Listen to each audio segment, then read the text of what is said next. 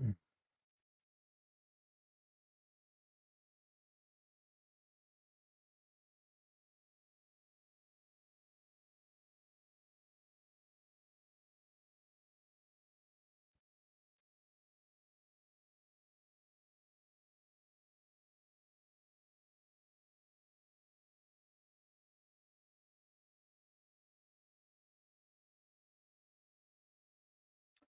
What up? What up? What up? What up? What's good? What's good? What's good? Welcome back to another episode of Sip to Tally Films. Today we're going to take a look and see if the Ravens wide receivers are elite or not. We're going to take a look and see if the Ravens wide receivers are elite or not. Get my notes up here for you so you can share in with me as I share with you. And that's what I'm doing because I had to get my little countdown going because the file was too big to do it like I normally do. But we're gonna run it for the cardio just like that. So what's good on this Thursday for everybody out there? What's good on this Thursday? What's up, Brandon, for being first? What up, Booby Miles? I see you. What up, Agent E? What up, Agent E? The last day of the month. So check them points out. Check them points out. See if you get enough to be in that number. And that number to get your name in the hat. See if you be enough to be in that number to get your name in the hat.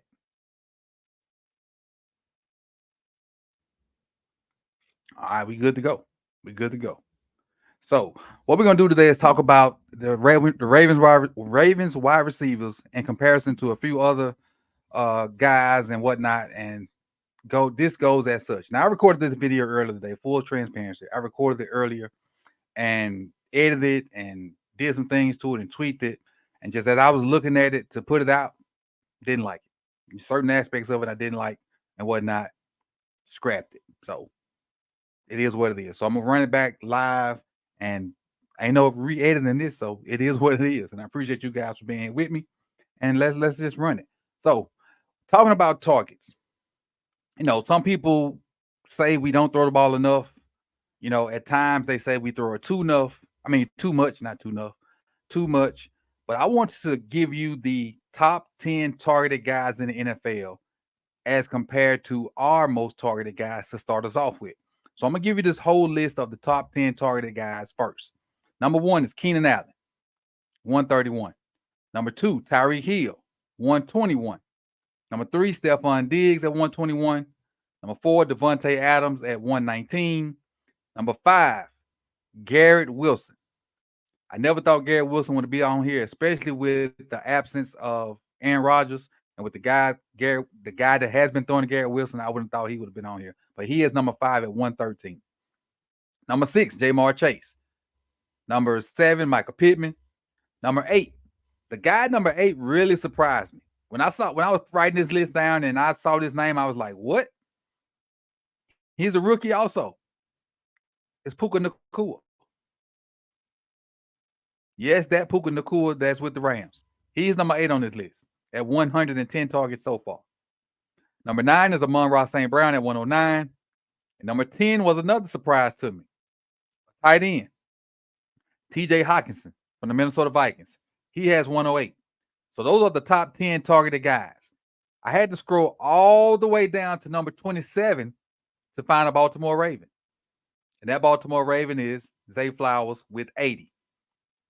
So all the way, we have the 27th most targeted guy at Zay Flowers, and he has 80. Now, with that being said, do we throw the ball a lot? I don't think we throw it as much as others. But again, we kind of get into this back and forth. We're looking for balance. Balance in the run game, balance in the passing game. But if we don't have elite wide receivers, should we throw it that much? That's what we're trying to find out. And we're going to look at the targets for the rest of the pass catchers. And I said receivers, but I'm talking about pass catchers, period. Wide receivers and tight ends. We're going to exclude running backs in this situation right here. So let's look at the total targets on the team, period. Let me add this back. All right, so here are the targets for the team, period. Like everybody. Zay Flowers with 80. Mark Andrews with 61. And we know Mark's done, so Mark's number is probably set in stone. Odell Beckham with 47. Bateman with 36. Aguilar with 28. likely 18, Duvernay 9, Kolar with 2. Now, with that being said, that list, that top 10 list, all those guys had 100 plus targets. If my memory serves me right, there's about 5 or 6 other guys on that list with over 100 targets already. And for the most part, most of the NFL still has 6 games left. We only have 5. We're only going to have one guy that get 100 targets. Only. We got 5 games left. Unless Odell gets 10 plus targets for the rest of these games, he's not going to get to 100 targets. And you and I both know Odell's not going to get 10 plus targets. So unless he gets 10 plus targets for the rest of these games, he's not getting 100 plus targets. We are going to have one guy to get 100 targets. And I think maybe 2 years ago, we had 2 guys to get 100 catches. And that was that was Marquise and Mark. So we're only going to have one guy get 100 targets this year, which puts the factor out there that we don't throw the ball that much. Still, even though we've spread the ball out, we still don't throw it a lot. Now, with the limited amount of targets that they get, let's move over to the next thing. How well do they catch the ball? So let's go over to their catch percentage. Now, speaking on catch percentage, pull this back up. Hold on.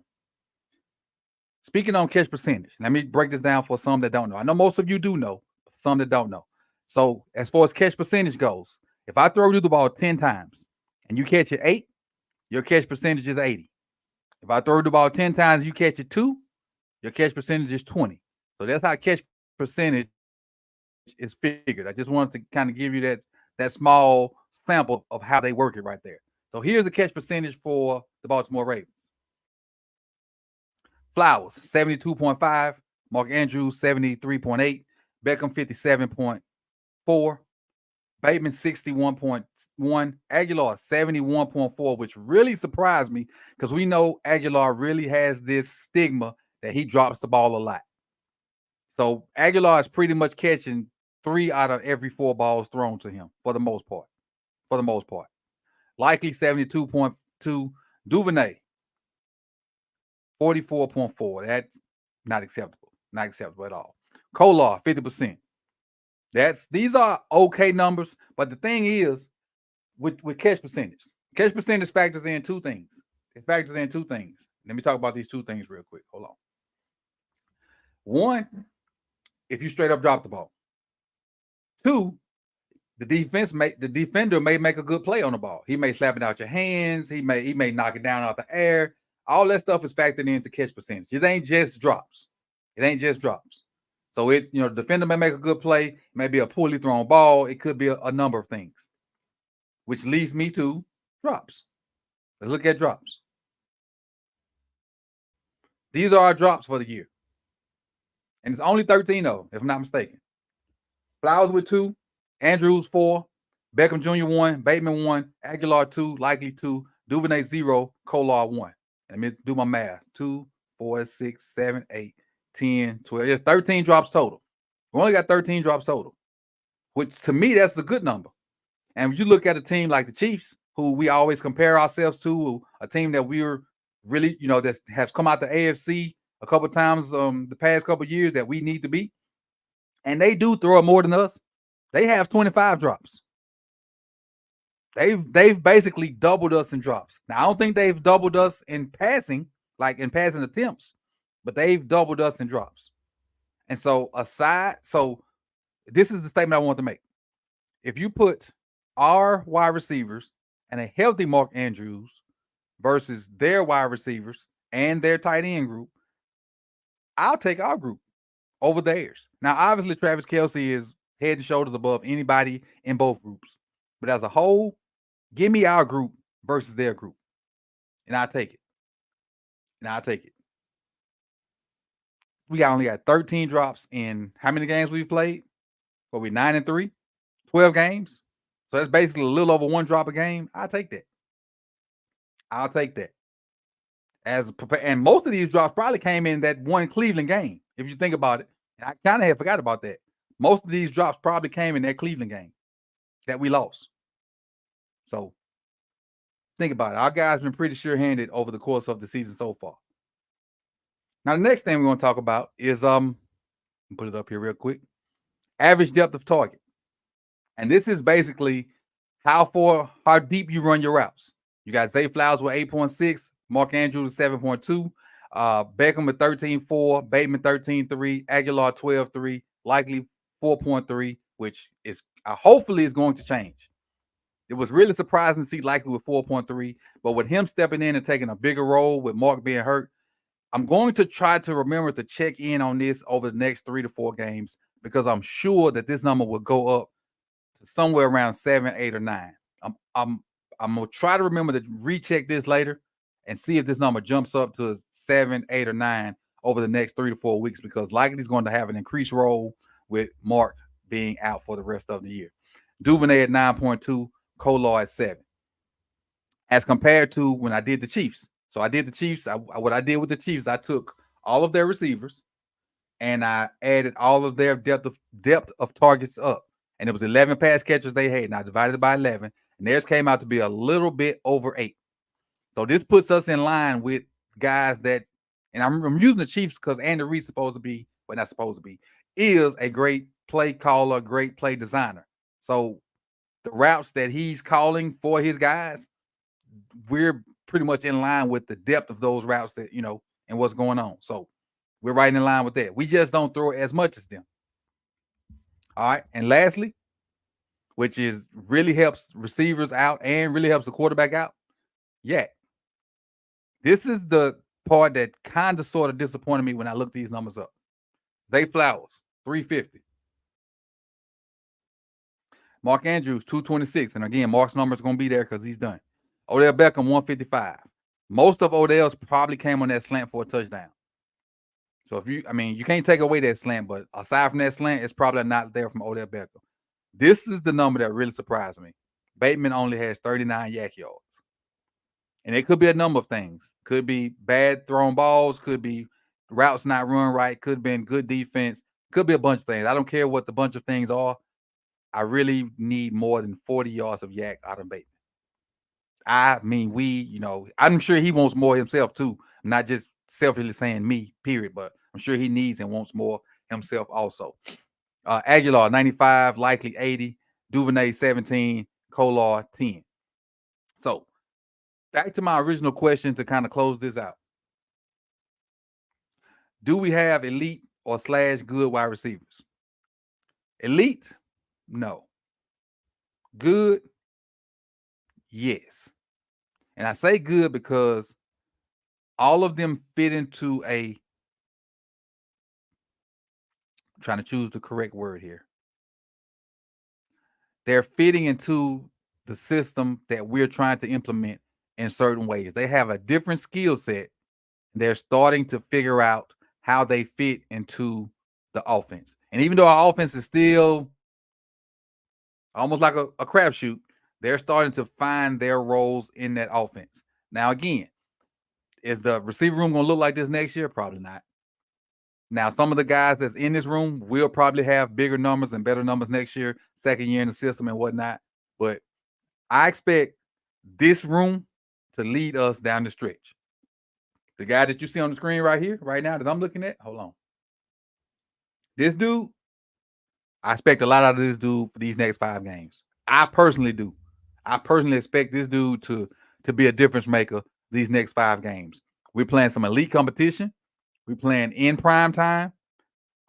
This is why you sign him for this stretch of games right here and the playoffs. I expect him to show up, produce, and be, I ain't gonna say he ain't got to be New York Giants elite, but I expect him to lead that wide receiver room and be a difference maker and make some plays to help us, get some victories down the stretch.